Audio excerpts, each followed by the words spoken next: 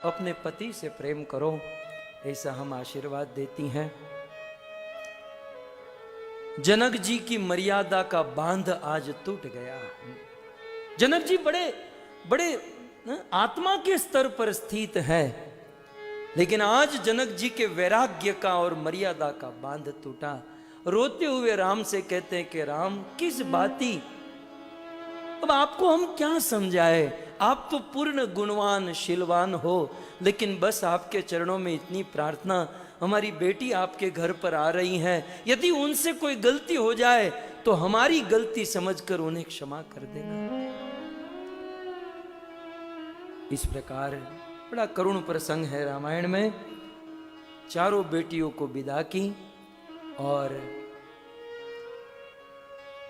महर्षि विश्वामित्र और सारी बारात धीरे धीरे धीरे जनकपुर से अयोध्या पहुंचती हैं और चारों बच्चों की मां अपने घर पर आए हुए बच्चे और बहू की आरती करती हैं।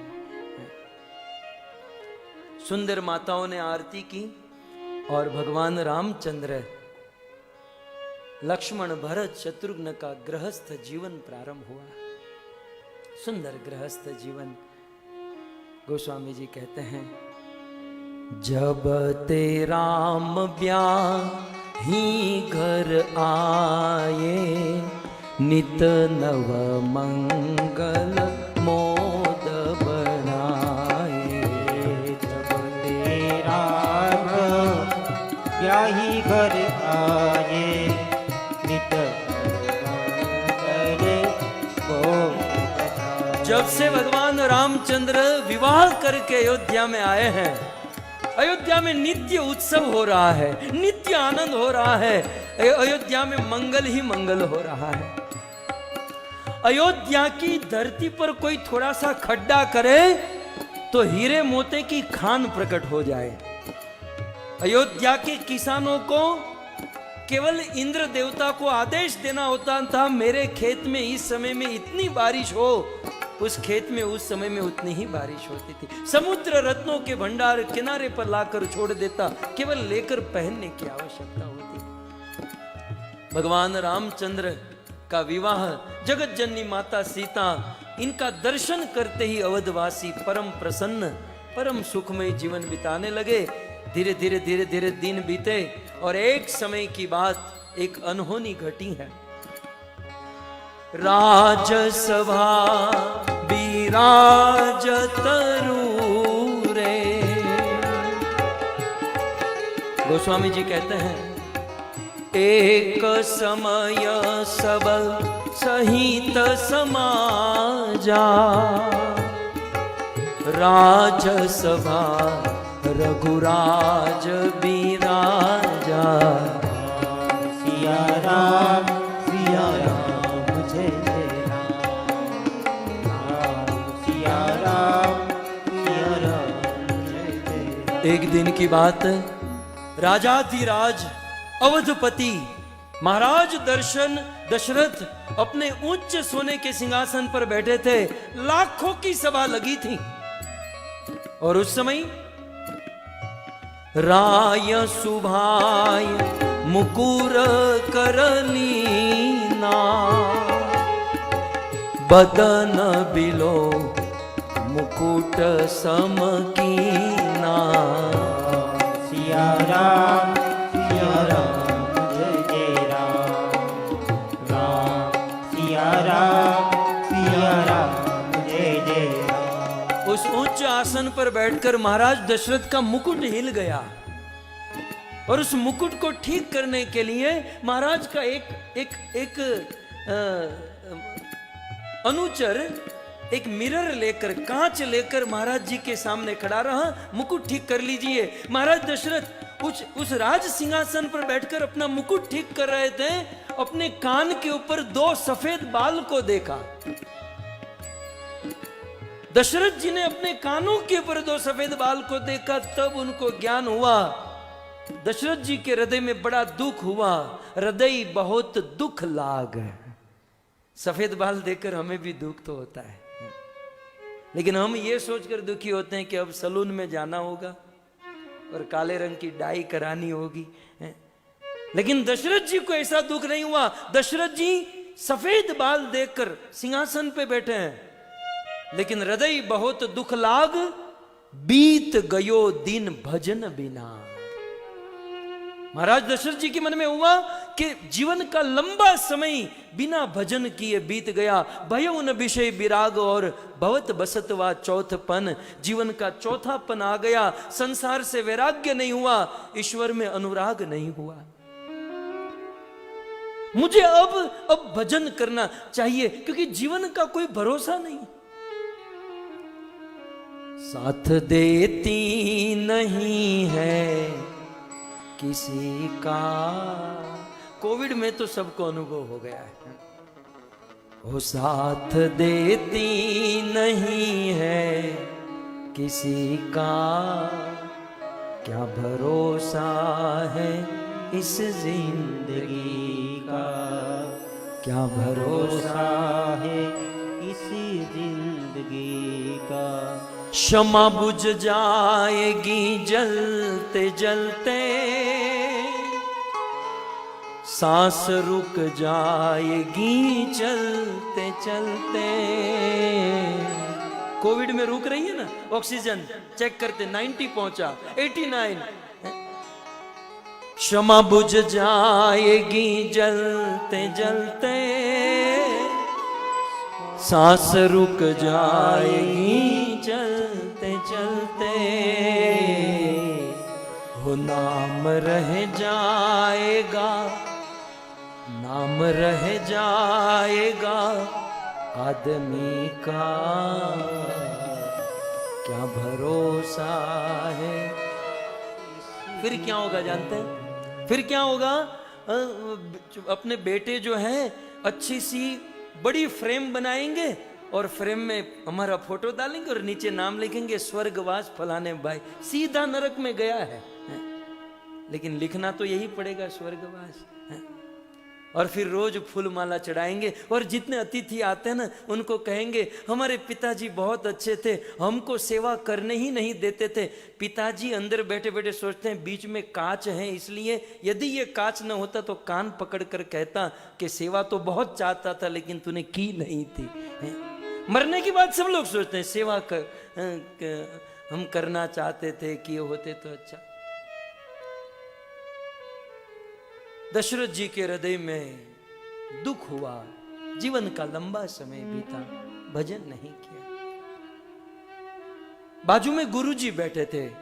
वशिष्ठ जी को कहा महाराज अब चारों बच्चों का विवाह हो गया, बच्चे बड़े हो गए, अब जीवन में कुछ भजन करने के अलावा बचाने में भजन करना चाहता हूं, और रघुकुल की रीत के अनुसार ज्येष्ठ पुत्र राम को राजा बना दूं और मैं भजन करूं।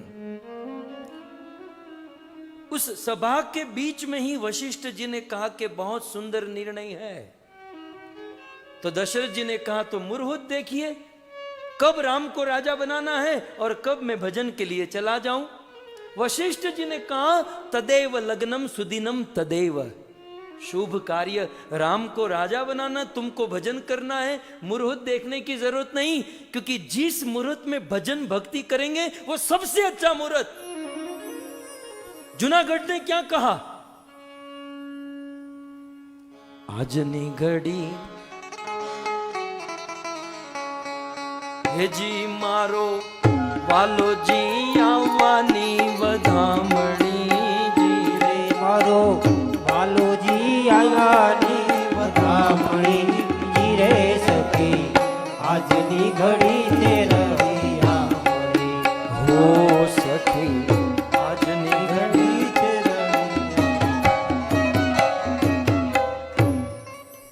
आजनी घड़ी रणियामणि, भजन के लिए राह मत देखे। आज की घड़ी सबसे उत्तम घड़ी है।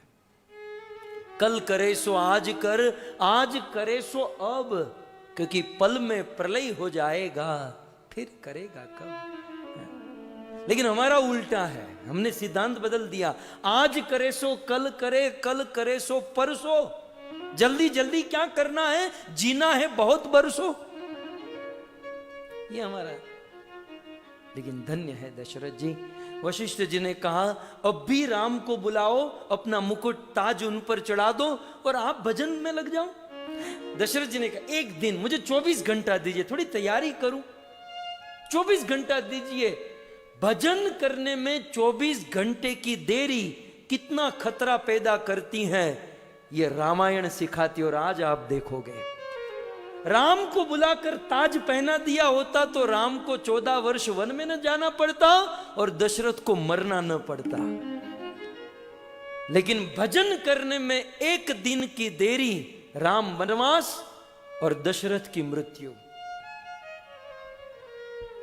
मुझे एक दिन की मुद्दत दीजिए, एक दिन की मुद्दत मांगी। अब गुरु जी भी क्या करेंगे? ठीक है राजन, आप राम के पास जाओ और उसे निवेदन करो, मैं तैयारी कराता हूं। वशिष्ठ जी राम के पास, राम खड़े हुए, महाराज आप मेरे कमरे में। समाचार भेजा होता मैं आपके पास आ जाता। नहीं राघव, बहुत खुश खबर लेकर आया हूं। क्या? बोले रघुकुल की रीत के अनुसार अवधपति महाराज दशरथ ने तुम्हें राजा घोषित किया है और कल तुम्हारा राज तिलक होने वाला है। इतना कहकर वशिष्ठ जी चले गए। लेकिन रामायण तो रामायण है। राम को यूं तो प्रसन्न होना चाहिए था क्योंकि राजा बनने वाले हैं। आज लोग नेता राजा बनने के लिए कितनी मेहनत करते हैं, लेकिन रात भर राम रोए हैं। राम के विचार का सत्य हमें रामायण में देखने मिलता है। क्या विचार है राम के। भगवान रामचंद्र रोते हुए कहते हैं कि गंगा जैसी पवित्र ये हमारी परंपरा, हमारा रघुकुल, ये इक्ष्वाकु वंश, ये सूर्य वंश, एक से एक राजा अपने धर्म के ऊपर अड़ग रहे। लेकिन आज महाराज दशरथ ने जो निर्णय लिया है मुझे थोड़ा सा अनुचित लग रहा है। विमल वंश, यह अनुचित एकु, इस विमल वंश में एक अनुचित बात हो गई। क्या? बंधु बिहाय बड़े ही अभिषेकु। मेरे छोटे भाइयों को छोड़कर मुझ अकेले का अभिषेक। अरे मेरे भरत, मेरे लक्ष्मण, मेरा शत्रुघ्न, हम चारों भाइयों का जन्म एक दिन हुआ। हम चारों का जन्म एक चरु से हुआ। हम चारों का जन्म एक घर में हुआ। अरे हमारा नामकरण एक साथ हुआ, हमारा विद्याकरण एक साथ हुआ, हमारा विवाह भी एक साथ हुआ। हम चारों का जब सब कुछ एक साथ हुआ तो जब राजा बनाने की बात आई तो हम चारों को राजा बनाना चाहिए था। बंधु बिहाय, 3 भाई को छोड़कर मुझ बड़े को राजा। भक्तों, दास का इतना ही कहना है कि हमारे घर में, हमारे परिवार में, समाज और संस्थाओं में संस्था का कोई लीडर, संस्था का कोई वडील, कोई वरिष्ठ जब राम की तरह सोचने लगे तो समझो राम राज्य आ चुका है। कोई बड़ा आदमी, कोई बड़ा भाई या कोई लीडर ऐसा सोचे कि मुझे जो फैसिलिटी मिल रही है, मुझे जो पद मिल रहा है, मुझे जो धन, जो आवश्यकता मिल रही है, मुझसे पहले मेरे छोटे को मिलना चाहिए। ऐसा विचार जहां पर है वहां राम राज्य है। मैं कोई प्रशंसा करने, मैं कोई चारण भाट नहीं हूं, प्रशंसा के लिए नहीं बैठा, लेकिन दिल से मेरा ये हृदय के शब्द है, धन्य है गगड़ा परिवार। दुनिया का एक आदर्श परिवार हमारा ये यजमान परिवार।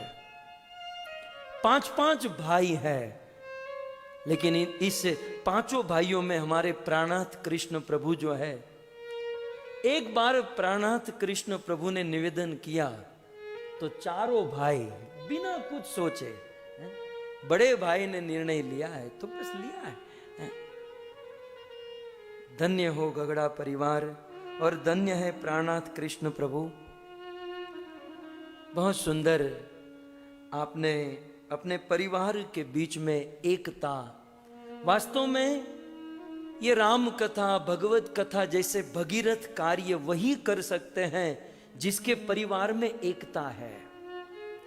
बाकी एक भाई कथा सुनना चाहता है, दूसरा फिल्म मूवी में जाकर बैठा हो, तीसरा रेस्टोरेंट में और चौथा तो कहीं और ही घूमता रहता है।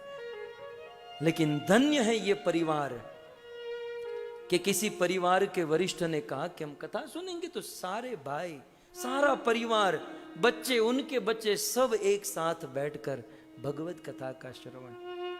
भक्तों, देश बदल गया। ये परिवार अपनी 2-2, 3-3 पीढ़ी से यूके और अफ्रीका में रहते हैं, लेकिन संस्कार नहीं बदले। आज भी इस धरती के संस्कार इस परिवार में है।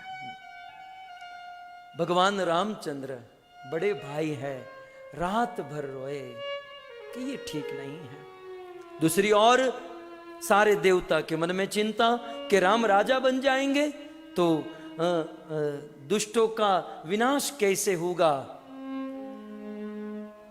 पृथ्वी का भार दूर कैसे होगा, साधु संतों पर कृपा कैसे होगी, राम राजा नहीं बनने चाहिए, क्या करे क्या करे। सारे देवता सरस्वती देवी के पास गए, सरस्वती देवी कुछ करो, अयोध्या में किसी की जिह्वा पर बैठो और कैसे भी करके राम को वनवास दिलाओ। देवताओं की बात सुनकर मां सरस्वती अयोध्या में आई। अयोध्या में चक्कर काटकर देवताओं के पास गई, कहा जिसने सरयू का जल पिया है उसकी मति में बिगाड़ नहीं सकती, उसकी मति में घुमा नहीं सकती। लेकिन इस अयोध्या में एक पात्र ऐसा है और वो है मंथरा। सरस्वती देवी मंथरा के जीवा पर, मंथरा की मति बिगड़ी और सीधे कैकेयी के पास पहुंची। अनर्थ हो गया, अनर्थ हो गया। कैकेयी ने कहा क्या हुआ, क्यों रो रही है? बोले सुना नहीं। बोले क्या? बोले राम राजा बनने वाले हैं। कैकेयी प्रसन्न हो गई। कैकेयी ने अपना सोने का हार मंथरा को दे दिया। मंथरा, इससे बड़े आनंद की बात, सुख की बात मेरे लिए और कोई नहीं हो सकती, राम राजा होना। पहले तो कैकेयी बहुत प्रसन्न हुई क्योंकि भरत से भी ज्यादा प्रेम राम से करती थी। लेकिन परिवार में एक गलत आदमी आ जाए ना, पूरे परिवार को उजाड़ देता है। रामायण से ये हमें जानने मिलता है। भक्तों, रावण से भी अधिक खतरनाक ये मंथरा है, क्योंकि रावण तो समझ में तो आता है कि ये असुर है, इससे दूर रहे। ये मंथरा और मंथरा का जो वंश है, ये धीरे धीरे धीरे करके कैसे हमारी संगति में आ जाता है और कैसे हमारी भक्ति को और परिवार को बर्बाद कर देता है, हमें भी पता नहीं रहता। थोड़ी सी असंगति जीवन को बर्बाद कर देती है। ये प्रसंग रामायण में बताया गया। मंथरा ने कहा तुम्हारी जैसी भोली महिला, स्त्री मैंने आज तक नहीं देखी। राम राजा बन रहे हैं, लेकिन ये षड्यंत्र के तहत राम राजा बन रहे हैं। नहीं तो बताओ, जब भरत ननिहाल में है और ऐसे समय में राम को राजा क्यों बनाया जा रहा है? यह कई दिनों की साजिश है, कई दिनों का प्लान है और तुम इससे अवगत हो। कैकेयी ने मंथरा को थप्पड़ मार दिया।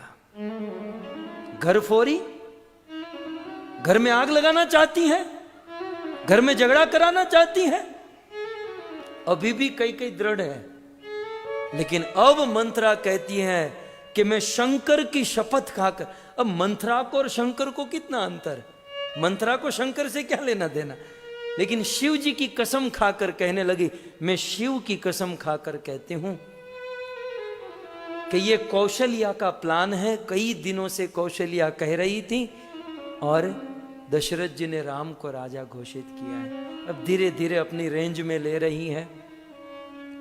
कैकेयी का मन बदल रहा है, तो मंथरा में क्या करूं, मतलब क्या करूं, ये भी मुझे सिखाना पड़ेगा। याद करो, तुमने महाराज दशरथ की रक्षा की थी और दशरथ ने दो वरदान तुमको दिए थे और थापी के रूप में तुमने रखे, जब समय आएगा तब मैं मांग लूंगी। मांग लो। कैकेयी ने कहा लेकिन क्या मांगू, अब ये भी मुझे सिखाना पड़ेगा। देखो, पहले तो दशरथ को राम की शपथ खिलाओ, क्योंकि राम की कसम खाएंगे फिर वो मुकरेंगे नहीं।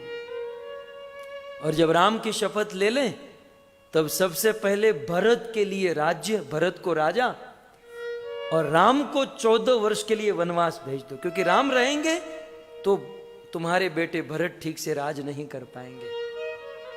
राम को वनवास भेज दो। और ऐसे मत बैठो, पुरानी साड़ी, ये गहने अलंकार सब निकालकर कोप भवन में जाकर बैठो। कई कोप भवन में महाराज दशरथ ब्राह्मण को बुलाओ, सस्ती वाचन, यहाँ तोरण, यहाँ ये बहुत सुंदर। राम के राज्याभिषेक की तैयारी में थे, तब तक तो कोई दशरथ जी के पास गया और कहा कि आपकी छोटी रानी कई कोप भवन में बैठी है। लगभग ऐसा ही होता है, घर पर जब उत्सव और मेहमान अतिथि आने वाले होते हैं तब देवी जी रूठ कर बैठी होती है। लगभग गृहस्थों के। पंकज जी को ज्यादा अनुभव है।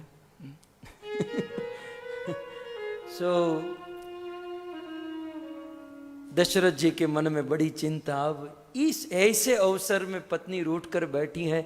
तुरंत दशरथ जी कई के पास गए, कई को मनाने लगे। बोले कई खुश खबर लेकर आया हूं। बोले क्या? बोले राम राजा बनने वाले हैं। बोले यही मुझे प्रॉब्लम है। बोले तुम पहले अपने वस्त्र पहन लो, ठीक से हो जाओ। कई ने अच्छे वस्त्र पहने, लेकिन गोस्वामी जी कहते हैं कि यहां कई साड़ी पहन रही हैं और वहां सीता जी के राज परिवेश की साड़ी उतरने जा रही है। दशरथ जी कहते हैं कई क्या हुआ, तुम्हें क्या चाहिए? जो चाहिए वह मांग लो। कई कहती हैं मांगू मांगू पे कहूं पिय। बार बार कहते हो कि मांगो मांगो मांगो, कभी दिया आपने? आज मांगो, आज मैं तुम्हें देने के लिए तैयार हूं। क्या चाहिए? बोले मुझे वो जो 2 वरदान थापी के रूप में रखे हैं, मुझे वो। बोले 2 नहीं 200 मांग लो। 2 नहीं 200 मांग लो। मुझे 200 नहीं चाहिए, मुझे 2 ही चाहिए। दोगे? बोले अवश्य दूंगा। बोले ऐसे नहीं, पहले राम की शपथ खाकर कहो। मैं राम की शपथ लेता हूं कि तुम जो भी मांगोगी मैं देने के लिए तैयार हूं। तो अब दशरथ जी कहते मांगो, जो चाहिए मांगो, मैं तैयार हूं। सोनहु प्राण प्रिय भावत जी का। सोनहु प्राण प्रिय भावत जी का। सोनहु प्राण प्रिय भावत जी का। प्रिय भावत जी का। सुनहु प्राण प्रिय भावत जी का। सुनहु प्राण प्रिय भावत जी का। हे प्राण प्रिय, सुनो कान खोलकर, मैं क्या चाहती हूं। मेरा प्रथम वरदान, मेरी प्रथम इच्छा क्या? शब्द के ऊपर गौर फरमाइए।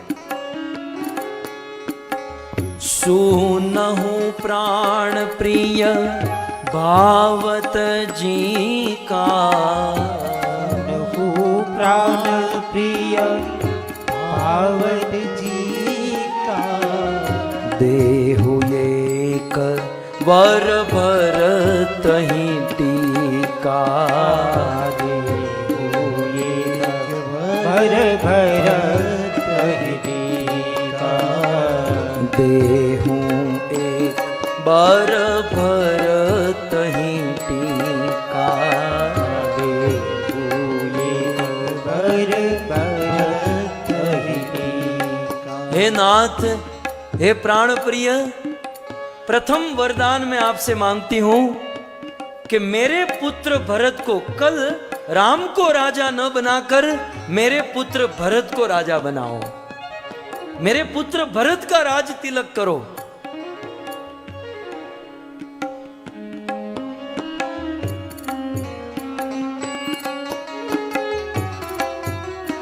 मेरे पुत्र भरत का राज तिलक करो। दशरथ जी ने कहा कि भरत को राजा बनाना चाहती हो, जब ये राम सुनेंगे तो तुमसे भी अधिक प्रसन्न होंगे, क्योंकि ये राम की प्रसन्नता है भरत राजा बने, इसमें मुझे कोई दोराई नहीं है, कोई चिंता नहीं है। दिया, तुम भरत को राजा बनाना चाहती हो, दिया, कल राम नहीं कल भरत राजा बनेंगे। दूसरा क्या चाहती हो, जल्दी बोलो। अब दूसरा बोलने जा रही है, लेकिन कई का ये दूसरा वरदान 14 वर्ष तक अयोध्या में फूल नहीं खिलने देगा। ये दूसरा वरदान 14 वर्ष तक पूरे अवधवासी को फलाहार करवाएगा। 14 वर्ष तक अयोध्या में वसंत नहीं आने देगा। ये दूसरा वरदान 14 वर्ष तक अयोध्या के वासियों की आंखों में आंसू नहीं सूखने दिया। ये दूसरा वरदान दशरथ की महारानियों का सिंदूर पहुंचेगा। जल्दी कहो, दूसरा वर क्या चाहिए?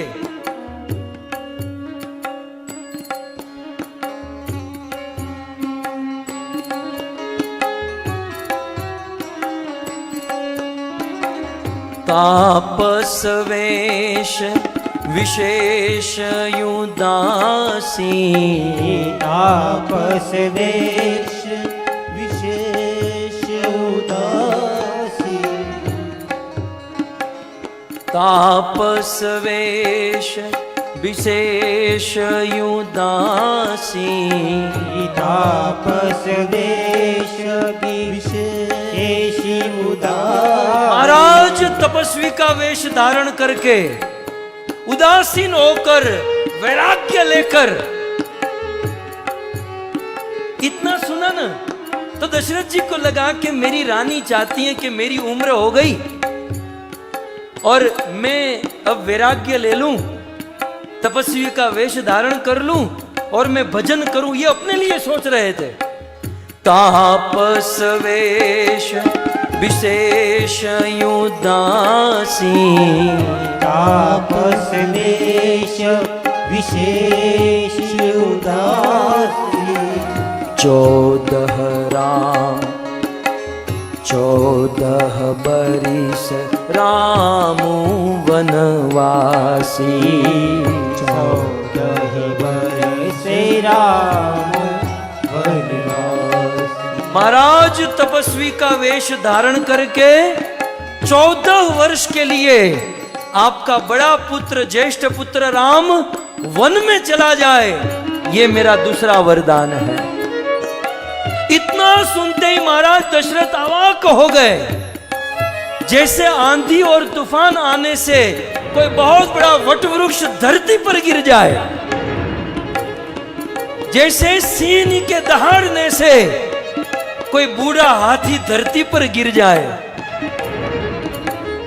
महाराज दशरथ ने अपने कानों पर हाथ रख दिए। देवी क्या बोल रही हो? फिर से बोलो। 14 बरिस राम वनवासी, 14 बरस राम वनवासी, 14 बरिस राम वनवासी, 14 बरस राम वनवासी। महाराज दशरथ के हृदय में बड़ा कष्ट हुआ। महाराज दशरथ अफसोस करने लगे, ये क्या हो गया? मैं तो चंद्र बनाना चाहता था, ये तो राहु बन गया। यही है विधि का खेल। धारणा कुछ और, प्रारब्ध कुछ और, सोचते हैं कुछ और घटना कुछ और घट जाती है।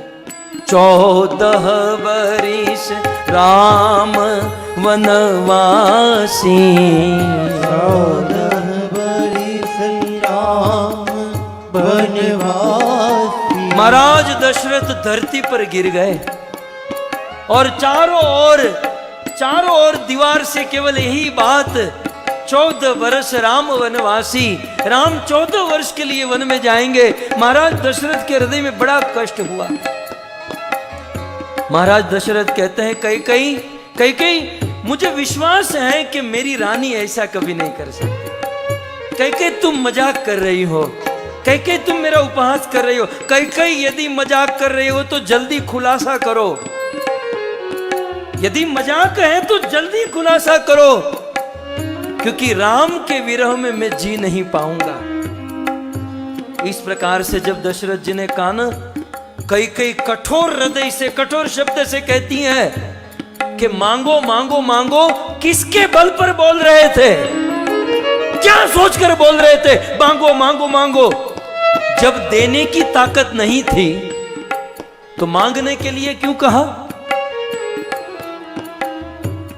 जब आप मेरे पास आए तो राम के राजा बनने की बात तो बड़ी खुशी होकर आए थे, बड़े आनंद से कह रहे थे कि राम राजा होने वाले हैं। और जब मेरे पुत्र भरत को राजा बनने की बात आई तो आप भूमि पर गिर गए, आप रोने लगे। क्या भरत आपका बेटा नहीं है? क्या आप मुझे खरीद कर लेकर आए हैं? दशरथ जी कहते कई तू क्या बोल रही है? कई तुझे बहुत पाप लगेगा। मैं शंकर की शपथ खाकर कहता हूं कि मैंने स्वप्न में भी राम और भरत में कभी भेद नहीं किया। मोरे भरत राम दोई आँखी, मोरे भरत राम दुई आँखी, सत्य कहूँ करी शंकर साखी। सत्य मोहे शंकर साखी। शिव जी की शपथ खाकर कहता हूं, राम और भरत मेरी दो आंख है, मैंने कभी दोनों में भेद नहीं किया। और कई तुझे शंका हो रही है कि कौशल्या के कहने पर मैंने राम को राजा बनाया, तो कई तुम शंका मत करो। कौशल्या को भी कुछ नहीं पता है, राम को राजा बनने का विचार मेरा है। कई तुम ही तो कहा करती थी कि राम बड़ा हो जाएगा तो हम उसे राजा बनाएंगे, राम बड़ा होगा तो राजा बनाएंगे। कई मैंने तुम्हारी इच्छा पूर्ण करके आदेश दे दिया राम को राजा बनाना। मेरे से एक गलती हो गई कि मैंने तुम्हें पूछा नहीं, और यदि तुम इसे मेरी गलती मानती हो तो कई मेरी इतनी छोटी सी गलती की सजा इतनी बड़ी मत दो। तुम चाहती हो भरत को राजा, तो खुशी से भरत को राजा बनाओ, लेकिन राम को वन में मत भेजो। कई राम मेरे प्राण है, और राम ने अयोध्या का क्या बिगाड़ा है कि तुम राम को वनवास भेज रही हो? कई ऐसा मत करो। कई का हृदय बड़ा कठोर हृदय से कई कहती है, महाराज अबला की तरह रुदन मत करो। यदि देना चाहते हो तो दो, नहीं तो कह दो कि रघुकुल की रीत में तोड़ रहा हूं। ये जो रीत चली आ रही है, रघुकुल रीत सदा चली आई, प्राण जाई वचन न जाई, तो स्वीकार करो कि आज से रघुकुल की रीत टूटी है, नहीं तो वरदान वचन प्रदान करो। महाराज दशरथ बारंबार मूर्छित हो रहे हैं, बारंबार निवेदन कर रहे हैं कि कई ऐसा मत करो। और कई यदि ये तुम्हारा अंतिम निर्णय है तो ये जो दीवार पर तलवार लटक रही है, इस तलवार को उतारो और मेरा मस्तक काट दो, क्योंकि जीते जी मैं राम को वन में जाते हुए नहीं देख पाऊंगा। मेरे मरने के बाद भले राम वन में जाए। 14 बरिस राम वनवासी,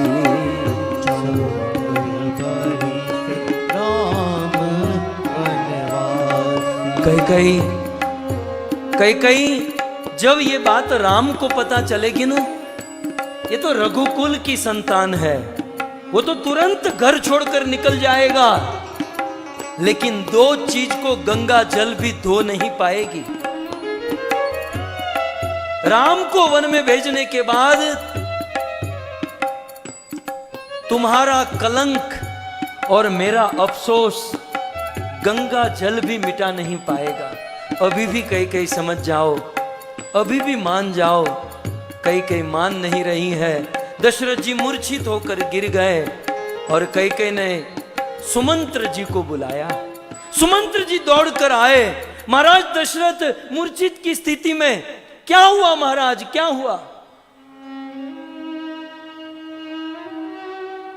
इस प्रकार महाराज दशरथ और सुमंत्र जी का संवाद कल सुनेंगे और रामायण की सारी कथाओं को कल हम श्रवण करेंगे। आइए रामायण जी की आरती करें। सभी भक्त अपने अपने स्थान पर खड़े हो जाएं। आरती श्री रामायण जी की, आरती श्री रामायण जी की। कीरत कलित ललित सिय की,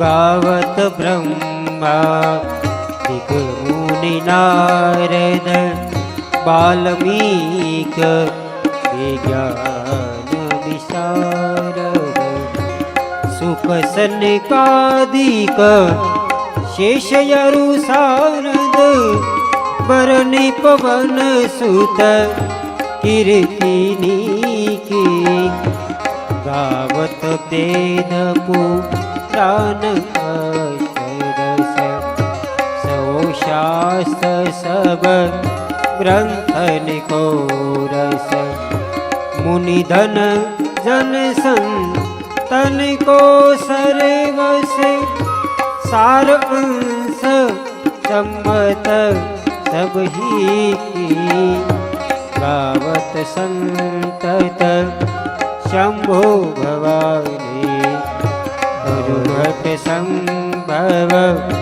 मुनि विज्ञानी। श्री रामायण जी की। व्यासियादि कवि बरजब खानी, कागभूषण दिग रुड़ के ही की, कलिमल हरनि विषय रस फीकी।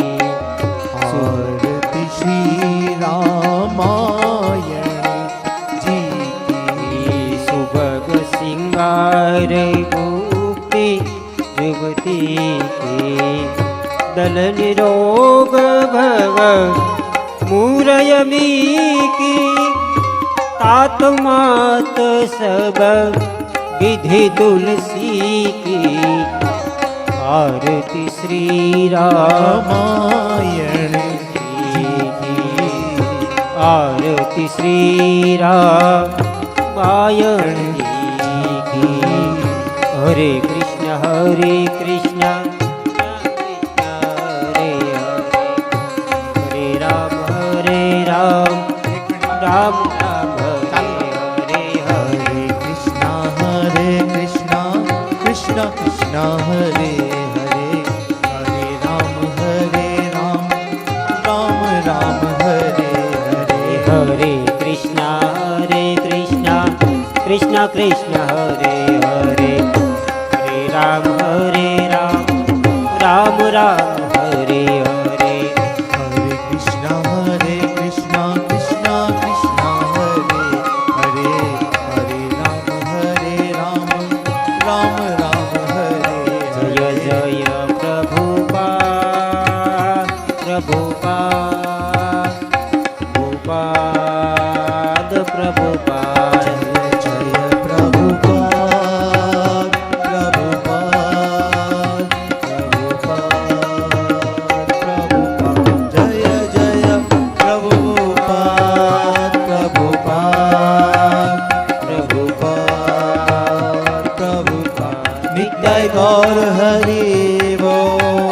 हरि बोल